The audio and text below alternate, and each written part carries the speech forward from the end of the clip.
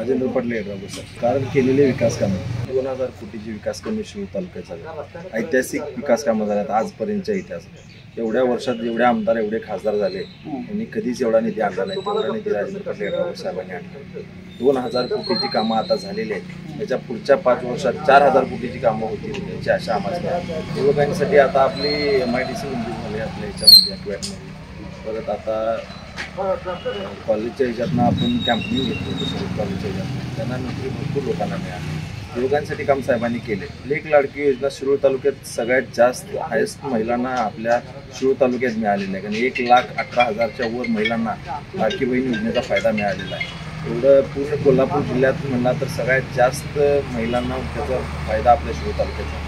ते पण राजेंद्र पाटील येड्रावकर साहेबांच्या माध्यमातून. लोकांना एवढं सांगत की आपण जो विकास करायला आहे त्या माणसाच्या मागे राहायला पाहिजे. कोण बोलून गेलं त्या माणसाच्या मागे ठेवायचं नाही. जर शिरूर तालुक्यात पुढे शिरूर तालुक्याचा विकास करायचा स्वतःचा विकास करून घ्यायचा तर युवकांनी 100% राजेंद्र पाटील येड्रावकर साहेबांच्या मागे उभा राहायला पाहिजे. त्यांची ताकद वाढवली पाहिजे.